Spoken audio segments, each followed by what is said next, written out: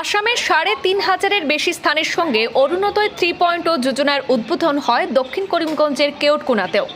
বানভাসী 4 জেলার হিতাধিকারীদের বাড়তি আর্থিক সহায়তা প্রদানে মুখ্যমন্ত্রীর সিদ্ধান্তকে স্বাগত জানিয়েছেন শ্রীভূমির দক্ষিণ করিমগঞ্জের হিতাধিকারীরা।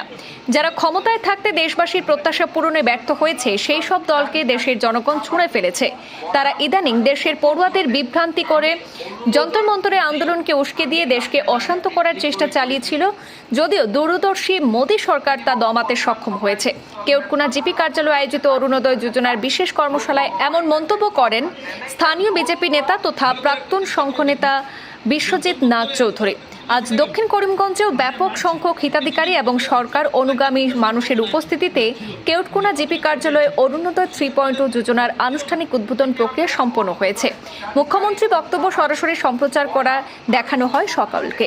আজকের অনুষ্ঠানে আমন্ত্রিত বিজেপি নেতা তথা বিশ্ব হিন্দু পরিষদের প্রাক্তন কার্যকর্তা বিশ্বজিৎ নাগ চৌধুরী প্রাসঙ্গিক বিষয়ের উপর বক্তব্য রাখতে গিয়ে বলেন, বিজেপি সরকার রাজ্যের মানুষের প্রত্যাশা পূরণে সফল হয়েছে।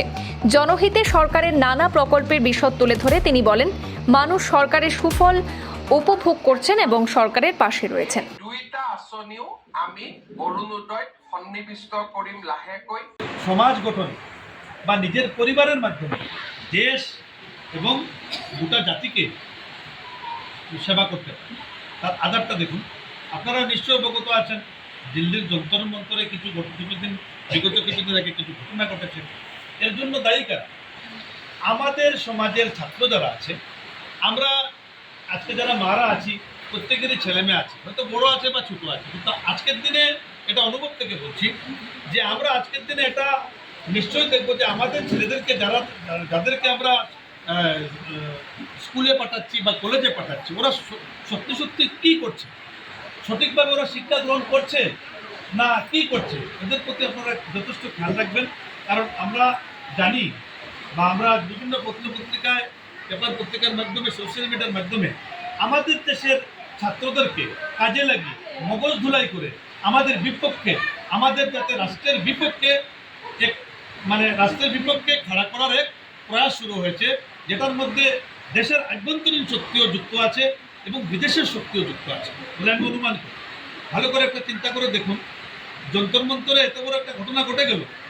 আমরা মানছি যে কিছুদিন পূর্বে ছাত্রছাত্রীরা কিছুটা সংখ্যক ছিল, প্রাথমিক পর্যায়ে ছিল, কিন্তু শেষের পর্যায়ে তো কোনো ছাত্র ছিল না। এখানে যে সরকারের যে বিভিন্ন বিভাগ আছে, তদন্তকারী সংস্থা আছে, ওরা তদন্ত করে দেখেছে, যেখানে স্টুডেন্ট কম, বিভিন্ন ক্রিমিনাল অ্যাক্টিভিটিস যাদের আছে, ওরা এখানে এসে ছাত্র আন্দোলনকে লিড করছে। বিষয়টা ভালো করে একবার চিন্তা করে দেখুন।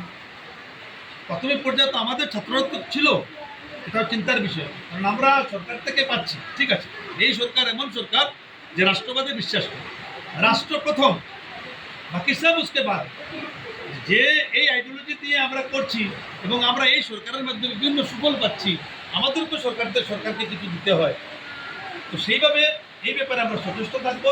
আরেকটা বিষয় না বলে পারছি না, এখানে ভালো করে চিন্তা করে দেখুন, দিল্লিতে যন্তর মন্তরে ঘটনা ঘটেছে, তো সরকার বলেছে, আন্দোলনকারীদের বলেছে, আশ্বস্ত করে বলেছে